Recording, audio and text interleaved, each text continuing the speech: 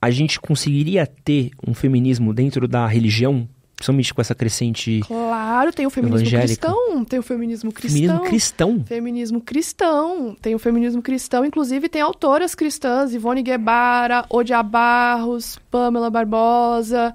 Existe feminismo cristão. Como é que funciona? Teologia feminista. Caralho. É incrível, tem até um livro chamado Esperança Feminista, da Ivone Guevara, se não me engano, junto com a Odia Barros. E a Ivone Guevara é freira. Nossa. Freira a favor do aborto. Cara, Tá passado? meu Deus. Exato. E sabe por que existe o feminismo cristão? Porque dentro da igreja existe muita violência. Estupro Pô, marital, de dizer que a mulher tem que cumprir tabela, que a mulher tem que ser submissa, mas não aquela submissão que eles falam da Bíblia, uma submissão recatada, bela, do lar, que só cuida dos filhos, que não pode trabalhar, que não pode cortar o cabelo. Então, tipo, existem várias questões dentro da igreja que essas feministas cristãs vão entrar para questionar. Então, por exemplo, pensa, nós temos hoje na Igreja Católica muitos casos de abuso infantil. As feministas cristãs que estão dentro da Igreja Católica, que são feministas católicas, estão o tempo inteiro reivindicando para que dentro das igrejas tenha debate sobre abuso com as crianças, para falar sobre isso, para que elas possam denunciar. E se não tivesse essas mulheres lá dentro? O que aconteceria? Será que continuaria tudo por baixo dos panos? A gente vê muitas pessoas falando, não pode existir feminista cristã, porque o feminismo é contra o cristianismo. Não é isso, o feminismo não é contra o cristianismo. A gente é contra a opressão das mulheres sendo usada pela fé. Então, quando um pastor fala, a sua esposa tem que servir você, tem que dar pra você quando você quiser, tem que cumprir tabela... Ali tá entrando estupro marital, sabe? A mulher vai ter que se... Estupro marital, só pra quem não sabe? Só pra quem não sabe, é estupro dentro do casamento. É quando o marido abusa da esposa, porque ela é esposa, então ele vê ela como uma propriedade e ele fala pra ela que ela tem que ter relações sexuais com ele, independente de querer ou não, porque ela é esposa dele, a propriedade dele, tá casada com ele, tem que servir a ele. Então, dentro das igrejas, existe muito isso de... a mulher ser submissa ao homem, o homem ser o cabeça, a mulher é o corpo, e ela ter que servir o homem. E essas feministas cristãs, elas vão trazer uma análise da Bíblia a partir de uma teologia feminista. Elas vão pegar as mulheres importantes da Bíblia e exaltar essas mulheres. Elas vão exaltar Maria, elas vão exaltar mulheres que são citadas dentro da Bíblia e que não têm tanto alcance quanto os outros homens citados dentro da Bíblia também. E a teologia feminista, ela vai trazer um feminismo para dentro do cristianismo, independente da doutrina, então evangélica, protestante, toda essa galera, né? Existem várias doutrinas, e elas vão, cada uma, trazendo reivindicações diferentes. Como eu falei antes, né? Nós temos várias linhas de pensamento. E quando a gente fala de feministas cristãs, estamos falando de mulheres que têm uma fé, que frequentam igrejas, pode ser igreja católica, evangélica, enfim, e ali ela vai encontrar problemas. Ela vai ver problemas lá dentro, ela vai ver violência doméstica, ela vai ver estupro marital, né, estupro dentro do casamento, ela vai ver pedofilia, ela vai ver tentativa de feminicídio. E são essas feministas que vão resistir dentro das igrejas. E é louco você pensar, porque quando a gente está partindo do princípio da fé e de uma religião, a gente está partindo de uma série de dogmas, né? Então, ao mesmo tempo, a gente parte de uma série de regras que são usadas para conter, ao mesmo tempo que a gente precisa conversar do que a gente está fazendo com aquela mulher.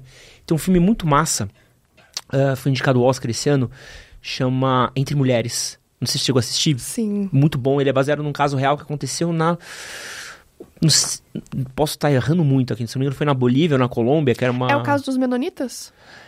Era uma das mulheres que viviam, acho que era uma Amish, uma coisa assim, Sim, só que era na América eram Latina. os menonitas. Eu assisti isso daí, é bem chocante, porque é real. Tem, inclusive, um canal do YouTube que é Mundo Sem Fim, eles foram visitar na Bolívia, os menonitas. Bolívia, isso. Foi na Bolívia, eles foram visitar os menonitas. E eu fui atrás para tentar descobrir que envolvia, né, os menonitas, e quando eu vi, tinha vários casos de violência sexual dentro das comunidades menonitas. Então, assim, essas mulheres, elas só foram denunciar depois de muito tempo, porque elas nem sabiam o que era educação sexual.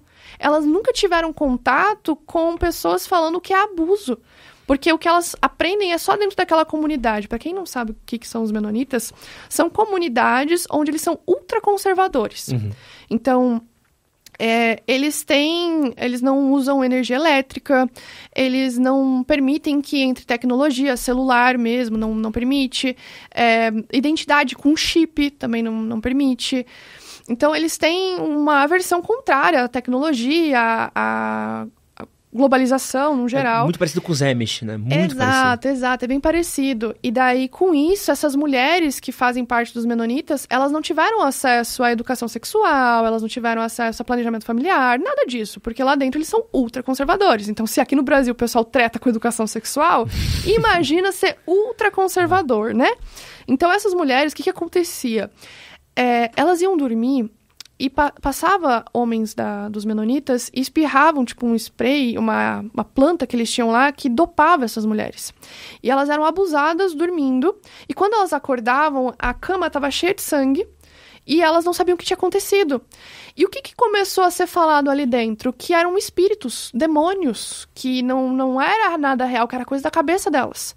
Então elas começaram a achar que aqueles abusos que todas elas estavam sofrendo, meninas de 6 anos, mulheres de 30, senhoras de 60, era coisa da cabeça delas, que eram demônios. E daí, depois de um tempo, uma das meninas, ela acordou durante o estupro. E ela viu que não era um demônio, que era um dos caras que trabalhava junto ali com a galera dos menonitas. Então, a partir daquilo, ela foi conversando com outras mulheres e elas foram se organizando para denunciar isso. Só foi denunciado realmente porque saiu da comunidade. Porque vazou a partir de uma das pessoas que foi lá fazer comércio com eles, e uma dessas mulheres comentou, e essa pessoa vazou a informação e a polícia foi lá averiguar. Só por isso que foi realmente averiguado todo o caso, condenado, processado e tudo. Mas se não tivesse, talvez essas mulheres nunca teriam tido liberdade dessas violências que aconteciam, sabe? Então imagina, elas achavam que eram demônios, porque elas não tinham acesso à informação. E isso é real, tipo, se vocês forem pesquisar, é assustador. Eu assisti esse filme e fiquei chocada, porque é totalmente baseado no que elas viveram. E daí, quando você vai ver o vídeo do Mundo Sem Fim, onde eles foram visitar os menonitas, você vê essa submissão dessas mulheres. Você vê a menininha, já desde pequenininha, com a boneca, aprendendo a ser mãe, a moça fazendo todas as roupas, ela faz toda a costura, faz todas as comidas, todos os doces, é ela que cuida de tudo, ela que tira o leite da vaca, então, basicamente, era a mulher que fazia tudo. E ainda assim sofrendo violências que elas não sabiam nem nominar, sabe? Tipo, elas não sabiam nem dizer, isso é uma violência. E é uma coisa que, inclusive, é muito falada no movimento feminista no geral, de saber nominar as violências, de saber dizer o que são elas. Por exemplo, a violência doméstica, por muito tempo, nem sequer tinha o termo violência doméstica. Não se usava, porque a mulher que apanhava dentro de casa era considerada lesão corporal. Então, se ela ia lá, denunciava, não tinha a Lei Maria da Penha, de 2006. Então, assim, a violência doméstica, por muito tempo, ela não era nem vista como uma violência. Tinha gente que falava que em briga de marido e mulher não se mexe colher.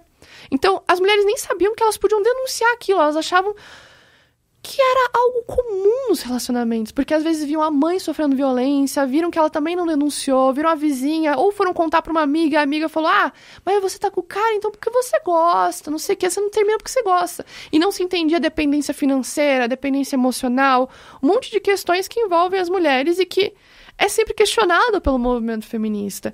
Então, o feminismo cristão, ele vem realmente como uma resistência dentro das igrejas às violências que acontecem em nome da religião. Então, tem muitos homens que vão usar a Bíblia para, alguma maneira, oprimir as mulheres. E isso a gente não quer dizer todos os homens, a gente não quer dizer todos os padres, todos os pastores, todas as igrejas. Não é isso, não. A gente está falando que existem alguns que vão pegar a Bíblia e vão oprimir mulheres a partir daquilo. E existem mulheres que não vão ter instrução para questionar essa opressão. Elas não vão ter instrução, elas não vão ter consciência que aquilo é realmente uma violência. Então, até por isso a gente fala tanto da educação sexual, porque tem muitas crianças que sofrem violência e nem sabem que aquilo é uma violência porque não foi ensinado aquilo para ela. Ela não sabe que aquilo não é uma brincadeira, que aquilo é um abuso, que ela precisa ter consentimento, que ela precisa avisar um pai, avisar uma mãe. Então, isso você percebe. As feministas vão estar sempre questionando todos os problemas e tentando trazer soluções para esses problemas. E daí as feministas cristãs é dentro da igreja, né? Elas vão ver todos os problemas que acontecem e vão falar, tá, o que a gente vai fazer em relação a isso? Vamos se organizar, né? É engraçado que é dentro de um quadrado, né? Eu acho que isso é o mais louco, assim, porque você ainda tá... Eu até citei esse filme por causa disso, porque tem uma menina que tem uma fala muito boa, que ela fala... Não, mas eu ainda quero seguir a religião, eu ainda quero seguir Deus. Eu não quero sair da comunidade porque... Porque Deus não é a violência tá na mão do homem. É engraçado, a violência né? não tá em Deus, isso que é importante falar. Porque existem também as feministas ateístas, que são feministas que não concordam com a religião e acham que é a religião que causa a opressão. Esse que você assistiu foi um corte do nosso podcast com a Caroline Sardá. Para você assistir o episódio completo, clica aqui do lado, vou deixar um outro corte para você assistir. E não esquece de se inscrever no nosso canal. Valeu!